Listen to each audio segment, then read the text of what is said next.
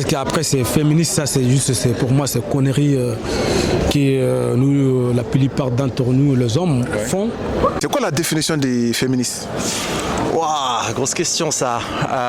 Le féminisme pour moi, alors il y a deux sortes de féminisme. Tu as le féminisme qui recherche l'égalité entre les hommes et les femmes, et tu as le féminisme qui recherche l'équité. Pour moi, c'est deux choses qui sont totalement différentes. Est-ce qu'on peut être un féministe pour aimer la galanterie? Tu connais la galanterie ou pas? Bah oui, bien sûr, gros. On peut pas être féministe et aimer la galanterie parce qu'au moment où t'es féministe et tout, dans ta relation, bah t'assumes pas.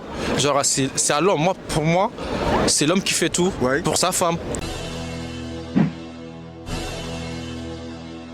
Salut les amis, j'espère que vous allez bien. C'est moi, Dankela. Aujourd'hui, je suis sorti avec une question, comme vous avez l'habitude de me suivre avec mes questions compliquées et simples. Ma question est la suivante en fait.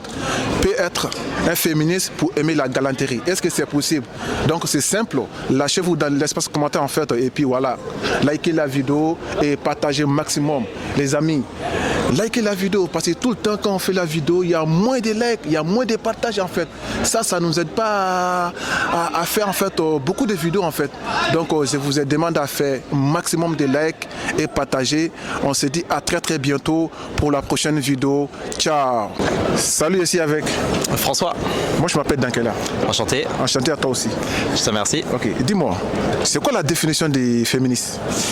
Waouh, grosse question ça.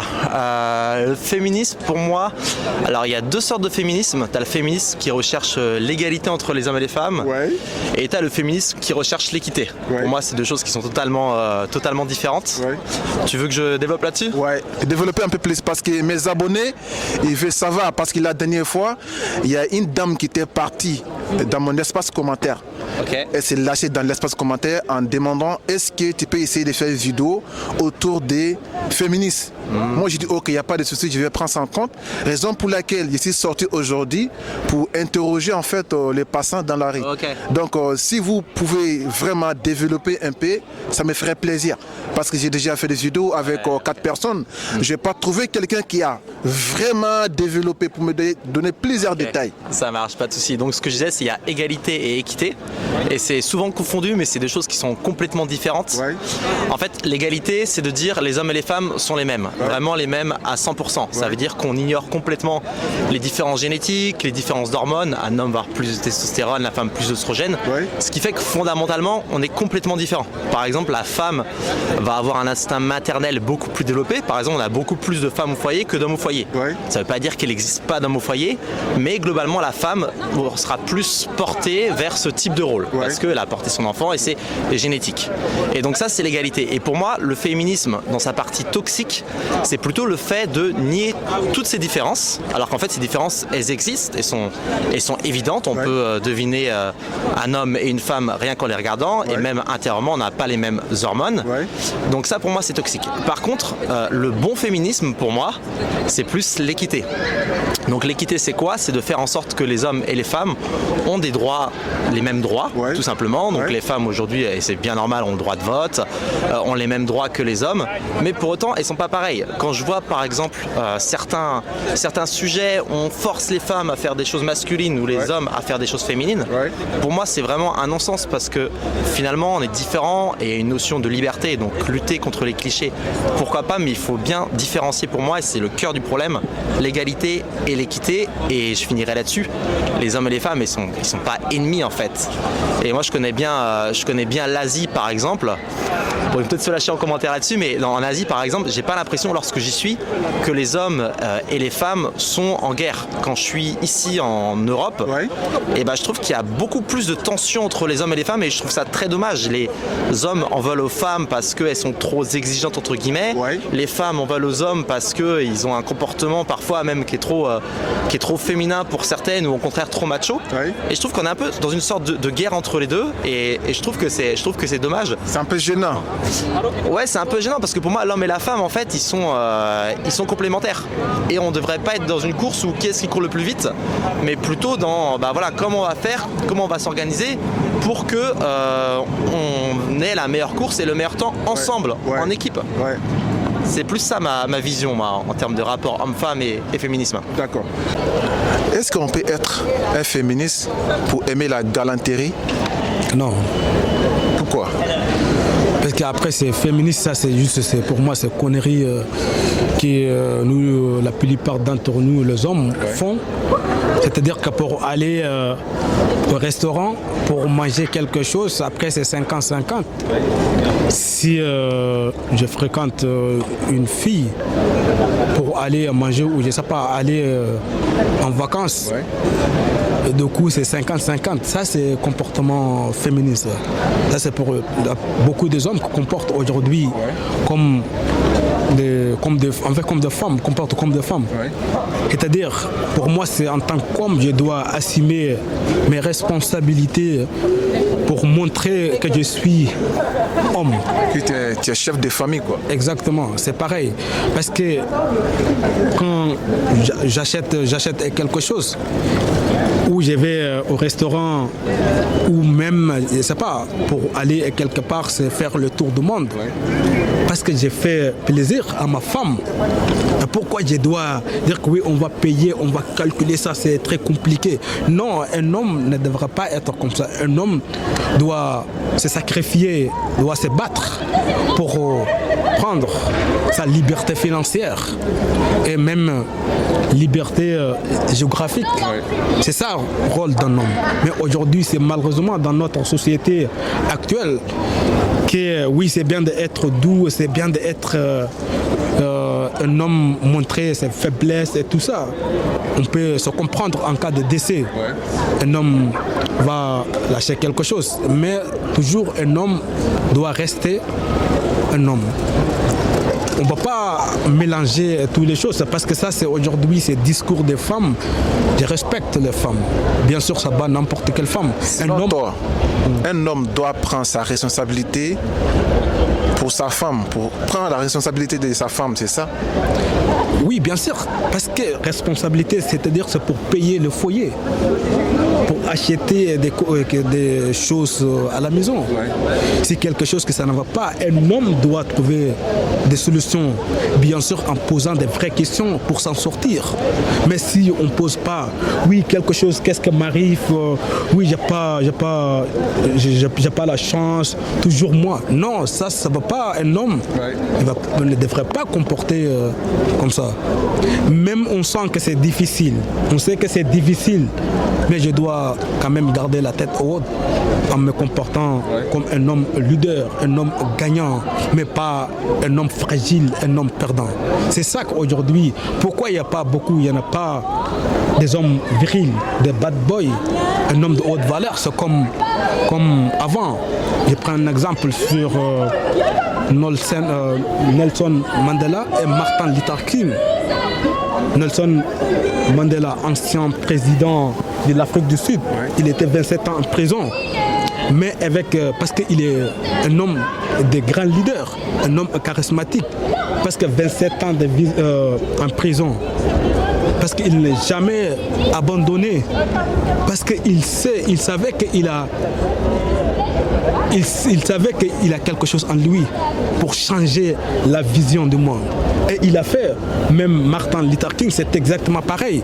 Parfois, pour devenir un homme de haute valeur, il faut se battre, il faut se sacrifier. Même je sais que c'est difficile, mais tout le temps, c'est être doux, tout le temps de rester. Parfois, il faut rester seul, sans aller fréquenter des femmes, pour devenir, pour se comprendre qui on est réellement. Ça, pour moi, c'est primordial. C'est quoi la définition des féministes? Pour moi, la définition du féministe, moi je trouve le féminisme, c'est l'égalité entre les hommes et les femmes, non, pour moi. Ouais, c'est ça. Ok, dis-moi, est-ce qu'on peut être un féministe pour aimer la galanterie? Tu connais la galanterie ou pas? Bah ouais, bien sûr, gros. On peut pas être féministe et aimer la galanterie parce qu'au moment où t'es féministe et tout, dans ta relation, bah t'assumes pas. C'est à l'homme. Pour moi, c'est l'homme qui fait tout pour sa femme. Tu vois, je peux pas dire à ma femme genre à 50-50. Déjà c'est bizarre. Tu maries une femme, au moins tu vois ses ailes, tu dis ouais toi je te viens à mariage et tout. Je vais t'amener, tu vois. Genre il faut assumer. Mais après, si c'est ta copine, une meuf que tu as croisée dans la rue, là tu t'en fous, en vrai tu t'en vas les couilles, tu vois. Là tu peux dire ouais t'as vu 50-50 dans par là, tu vois, ou 60-70, tu vois. Mais si c'est ta propre femme, gros, ça se fait pas parce que il faut pas faire ça, en vrai. Moi je trouve c'est bizarre. Est-ce qu'on peut être un féministe pour aimer la galanterie?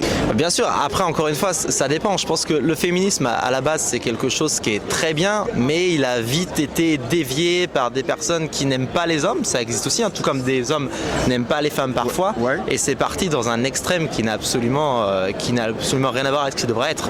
Pour répondre à ta question simplement, oui, pour moi c'est même être féministe entre guillemets, d'aller aider la femme, de chercher justement l'équité dans la relation, et donc l'équité, bah voilà, forcément je suis un homme, je vais aussi apporter à la femme, et la femme va apporter, mais d'une manière peut-être différente. Donc oui, complètement. Ok, on va s'arrêter ici. Est-ce que vous avez un message à passer à mes abonnés, surtout les féministes?